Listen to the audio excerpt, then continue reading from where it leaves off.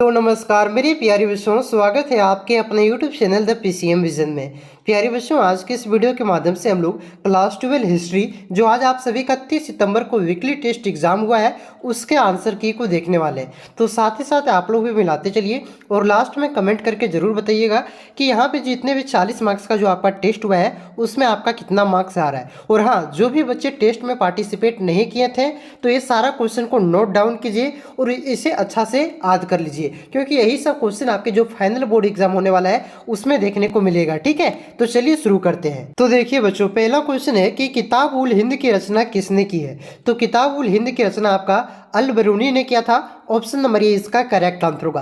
यहाँ पे थोड़ा सा कुछ इंपॉर्टेंट पॉइंट मैं यहाँ पे बताते चल रहा हूँ जिसे आप लोग नोट डाउन कर लीजिएगा, क्योंकि हो सकता है कि इससे रिलेटेड क्वेश्चन भी आपके बोर्ड एग्जाम में पूछे जा सकते हैं और मेन मकसद है आपका बोर्ड एग्जाम में अच्छे नंबर लाना। ठीक है, तो ध्यान दीजिएगा। ये जो आपका अल बरूनी है, ये अल बरूनी किसके साथ भारत आया था? तो याद रखिएगा, मोहम्मद गजनवी के साथ ये भारत आया था। ठीक है, इन्होंने कौन सा पुस्तक लिखा है तो इसे भी आप लोग नोट डाउन कर लीजिए। किताब उल हिंद लिखा था। और ये कौन से भाषा में लिखा था? तो याद रखिएगा, ये आपका अरबी भाषा में लिखा था। ठीक है, चलिए अगला क्वेश्चन देखिए क्या है कि इब्न बतूता किस देश का निवासी था। तो इब्न बतूता आपका मोरक्को का निवासी था। ऑप्शन नंबर सी इसका करेक्ट आंसर होगा। और ये किसके शासनकाल में भारत आया था? तो याद रखिएगा, ये आपका मोहम्मद बिन तुगलक के शासनकाल में भारत आया था। ठीक है, उसके बाद देखिए अगला क्वेश्चन है कि अल बरूनी किसके साथ भारत आया था। तो कुछ देर पहले मैंने आप सभी को बताया कि अल बरूनी आपका मोहम्मद गजनवी के साथ भारत आया था। ऑप्शन नंबर बी इसका करेक्ट आंसर होगा। उसके बाद देखिए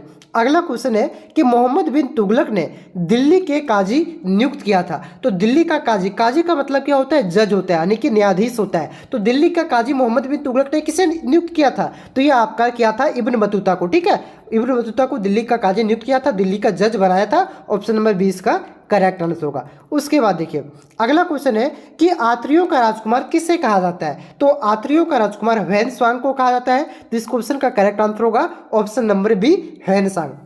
और ये ह्वेनसांग किसके शासनकाल में भारत आया था?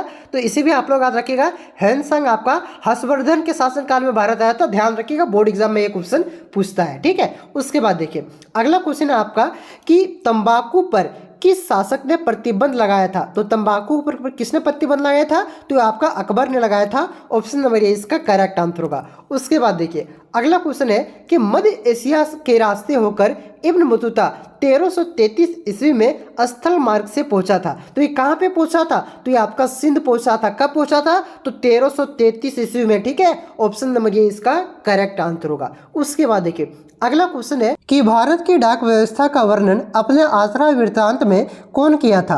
तो भारत की डाक व्यवस्था का वर्णन अपने आत्रा वृत्तांत में आपका इब्न बतूता ने किया था। ऑप्शन नंबर बी इसका करेक्ट आंसर होगा। और इब्न बतूता ने कौन सा पुस्तक लिखा है? तो रेहला पुस्तक लिखा है, इसे आप लोग ध्यान रखिएगा। ठीक है, उसके बाद देखिए अगला क्वेश्चन है अलवर संत किसकी पूजा करते थे। तो जो आपका अलवर संत थे ये आपका विष्णु की पूजा करते थे, ये आपका विष्णु के उपासक थे। ठीक है, तो इस क्वेश्चन का करेक्ट आंसर होगा ऑप्शन नंबर सी, विष्णु। अगर पूछे कि नयनार, क्या नयनार संत आपका किसकी पूजा करते थे? तो नयनार संत आपका शिव की पूजा करते थे। अलवर किसका? विष्णु का। और नयनार पूछे तब क्या होता? तब होता आपका शिव का। देखिए मेन मकसद यहाँ पे सिर्फ आंसर बताना नहीं है, ये आपका मेन मकसद होना चाहिए कि बोर्ड एग्जाम में अच्छे मार्क्स लाना। ठीक है, तो जो भी बच्चे टेस्ट नहीं दिए हैं तो जो भी बच्चे टेस्ट दिए तो टेस्ट देने वाले आंसर में आते जाइए, और साथ साथ जो एक्स्ट्रा इंपॉर्टेंट पॉइंट बताते जाए ना उसे भी नोट करना चाहते हैं तो नोट कर लीजिए। और जो टेस्ट नहीं दिए हैं वो ध्यान से सुनिए तो कॉपी में नोट डाउन कीजिए सारा पॉइंट को। ठीक है, इससे बाहर आपका एग्जाम में नहीं जाने वाला है जो हम बता रहे हैं और जो आपका टेस्ट में आया हुआ है। ठीक है, चलिए अगला क्वेश्चन पे आते हैं कि निजामुद्दीन औलिया किस सूफी सिलसिले से संबंधित है। तो निजामुद्दीन औलिया आपका चिश्ती सूफी सिलसिले से संबंधित है। ऑप्शन नंबर ये इसका करेक्ट आंसर होगा। अगर पूछे कि निजामुद्दीन औलिया की दरगाह कहाँ है, दरगाह मतलब क्या होता है? जब किसी भी सूफी का मौत हो जाता है तो उसे जहाँ पे मतलब इसको यहाँ पे समझ लिए कि निजामुद्दीन औलिया को वहाँ पे दफनाया गया है। ठीक है, तो निजामुद्दीन औलिया को कहाँ पे दफनाया गया है? तो ये आपका हो जाएगा दिल्ली। इसकी दरगाह कहाँ है दोस्त? दिल्ली में, याद रखिएगा। ठीक है, उसके बाद देखिए अगला क्वेश्चन है कि रामानंद के शिष्य कौन थे। रामानंद के शिष्य आपका रैदास भी था, कबीर भी था और धंता और पीता ये पीपा, ये तीनों था। ठीक है, तो इस क्वेश्चन का करेक्ट आंसर होना चाहिए यहाँ पे इनमें से सभी। ठीक है, क्या होना चाहिए? इनमें से सभी। उसके बाद देखिए अगला क्वेश्चन है कि उत्तर भारत में भक्ति आंदोलन लाने का श्रेय किसे जाता है। तो देखिए भक्ति आंदोलन की जो शुरुआत हुई थी ना, ये आपका दक्षिण भारत से हुआ था। तो ये दक्षिण भारत से उत्तर भारत भक्ति आंदोलन को कौन लेकर के आया था, तो आज रखिएगा रामानंद लेकर के आया था। ठीक है, ऑप्शन नंबर 1 इसका करेक्ट आंसर होगा। अगला क्वेश्चन है कि खनका क्या है। तो खनका का क्या अर्थ होता है, खनका का अर्थ होता है सूफी संतों का घर। जो सूफी संतों का घर होता है उसी को खनका कहा जाता है। ठीक है, ऑप्शन नंबर ए इसका करेक्ट आंसर होगा। पूछता है पीर, पीर देखिए एक और पूछता है कि पीर का अर्थ क्या होता है, यानी कि पीर का मतलब क्या है। तो आज रखिएगा पीर का मतलब होता है गुरु। ठीक है, इससे भी ध्यान रखिए, यहाँ खनका पूछा है, हो सकता है एग्जाम में पूछ दे कि पीर का अर्थ क्या होता है, तो आज रखना है पीर का अर्थ होता है गुरु।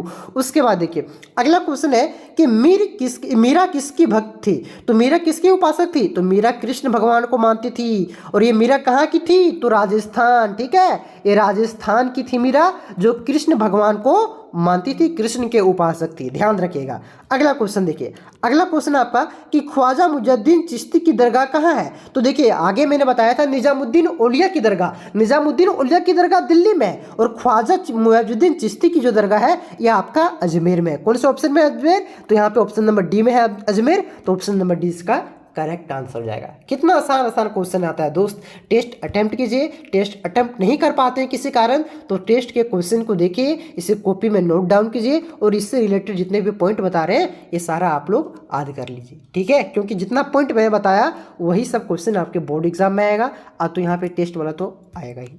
ठीक है दोस्त, तो चलिए मिलते हैं। अब आपको रेगुलर क्लास मिलेगा। अगला जो आपका कौन सा सब्जेक्ट का है वह मैं देख लूंगा आपका सिलेबस। ठीक है, और कौन सा चैप्टर से आएगा उसका VVI MCQ आपको करवा दूंगा। और हाँ, अब रेगुलर क्लास यहाँ पे आपको मिलने वाला है। पहले देखिए आपका पैटर्न तो इस बार क्लियर है, 40 नंबर का ऑब्जेक्टिव क्वेश्चन पूछा जाएगा और 40 नंबर का सब्जेक्टिव क्वेश्चन पूछा जाएगा। तो ये 40 नंबर के ऑब्जेक्टिव के लिए आपको चैप्टर वाइज MCQ क्वेश्चन करना होगा। तो चैप्टर वाइज MCQ क्वेश्चन पहले करवाएंगे, फिर चैप्टर वाइज आपका जो सब्जेक्टिव क्वेश्चन VVI क्वेश्चन वो करवाएंगे, और फिर आपका एग्जाम से पहले तो VVI वायरल क्वेश्चन तो आपको करवाते हैं। ठीक है ना, तो सारा क्वेश्चन आपको यहाँ पे आप तैयारी भयंकर और धाका तरीके से होने वाली है। चैनल पे नए हैं तो सब्सक्राइब अवश्य कीजिएगा, और इस वीडियो को जितना हो सके दोस्तों में शेयर जरूर कीजिएगा, और कमेंट करके जरूर बताइए कि ये वीडियो आपको कैसा लगा। क्या ऐसा एक्सप्लेनेशन के साथ कोई बताता है, क्या बताता है वो भी बताइए, नहीं बताता वो भी बताइए। और हाँ, अगर आगे का वीडियो भी इसी तरह से आपको एक्सप्लेनेशन के साथ चाहिए तो कमेंट करके जरूर बताइएगा। चलिए मिलते हैं नेक्स्ट वीडियो में, तब तक के लिए जय हिंद, जय भारत, जय झारखंड।